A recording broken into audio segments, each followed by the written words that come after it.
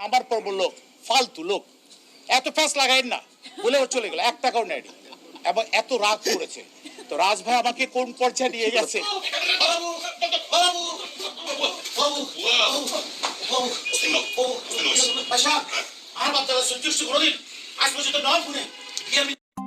সম্প্রতি তুমুল জনপ্রিয় ধারাবাহিক নাটক এটা আমাদেরই গল্প এর শুটিং শেষে এক আবেগঘন পরিবেশে অভিনেতা মুক্তি জাকারিয়া অসাধারণ মন্তব্য করে। জাকারিয়ার এই একটি লাইন মন্তব্যটি এখন নেট দুনিয়া ভাইরাল। তিনি লাইভে এসে তার মনের দুঃখ কষ্ট জানলেন। তিনি অত্যন্ত দুঃখের সাথে জানালেন, একজন রিস্কা আলা এখন আমাকে দেখলে বলে, আমাকে এখন বলে একটা পালতু লোক, শুধু প্যাচ লাগায়। অত্যন্ত দুঃখের সাথে তিনি জানান, এখন থেকে আমাকে সবাই পালতুই মনে করে। আমার এত রাগ হচ্ছে যে রাজ ভাই আমাকে কোন পর্যায়ে নিচে নামালো সেটা আমি বুঝতে পারছি না। আমার খুব কষ্ট লাগছে, একজন রিস্কাওয়ালা পর্যন্ত আমাকে সম্মান দিচ্ছে না, অথচ তারা কি জানে না আমি যে কি।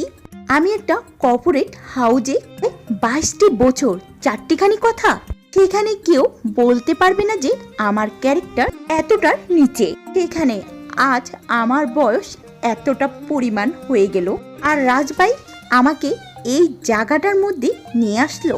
হ্যাঁ ভিউয়ার্স, এমনই ভাবে তিনি তার কষ্টের কথা শেয়ার করলেন। চলো তার মুখ থেকেই শুনে আসি পুরো কথাগুলো। প্রায় 22টি বছর, 4টিখানি কথা না, সেখানে কেউ বলতে পারবে না যে আমার ক্যারেক্টার সারা। সেখানে আজ আমার বয়স এত, একটি মানুষ অসাধারণ হচ্ছে, শুধু আমার জায়গাটা ছাড়া। আমার জায়গাটা ছাড়া হচ্ছে আমি একটা মাল্টিনেশনাল কোম্পানিতে কাজ করেছি অনেক বছর, সেখানে কিন্তু আমার ক্যারেক্টারটা এরকম ছিল না। তো রাজ ভাই আমাকে এমনভাবে দিয়েছে, তার একটা নমুনা দেখায়। আমি কয়দিন আগে সকাল 10টা 5-এর ফ্লাইটে যাচ্ছি চিটগাঁও যখন যাওয়ার সময় বোর্ডিং পাসটা নেওয়ার পর অনেকে আমাকে, আমি গাড়িটা দুপুরে ছেড়ে দিয়েছি, আমি যে পরে আসো। তা আমি আমার এক খালার বাসে যাচ্ছিলাম রিক্সা করে, রিক্সাওয়ালার নাম্বার পর বললো ফালতু লোক, এত ফ্যাস লাগাইন না বলে ও চলে গেল, 1 টাকাও নেয়নি এবং এত রাগ করেছে। তো রাজ ভাই আমাকে কোন পর্যায়ে নিয়ে গেছে তো বুঝতেই পারছেন। তো আমি একটা কর্পোরেট হাউসে কাজ করেছি প্রায় 22টি বছর, 4টিখানি কথা না, সেখানে কেউ বলতে পারবে না যে আমার ক্যারেক্টার সারা। সেখানে আজ আমার বয়স এত, তো সেই জায়গাটায় রাজ ভাই আমাকে এই জায়গাটায় নিয়ে গেছে, কিন্তু কেউ আমাকে এতটা বাজে কথা বলে দিয়ে আবার ইনশাআল্লাহ ভাইটি বলেছে। যাক, তার প্রতি রেসপেক্ট, তার কাছে অতটা ভালো লেগেছে। শুধু তার কাছে না, প্রতিটি ক্যারেক্টার, প্রতিটি মানুষের কাছে। স্পেশালি আমাকে কয়েকদিন আগে হংকং সাংহাই ব্যাংকের একজন ভদ্রলোক, উনি আছে এখন বর্তমানে টরন্টোতে, উনি বললো যে বুকিত ভাই, আমি সেদিন একটা ইন্টারভিউতে বলেছি যে আমরা মানে হাজব্যান্ড ওয়াইফ এবং বাচ্চারা মিলে সকাল 9টা 10-এ বসেছি, রাত 11টা পর্যন্ত সমস্ত পর্ব দেখে ফেলেছি। তার মানে কি, একটি মানুষকে সেই বিদেশে বসিয়েও কতটা টানে। তার একটি নাম হচ্ছে এইটা আমাদেরই গল্প।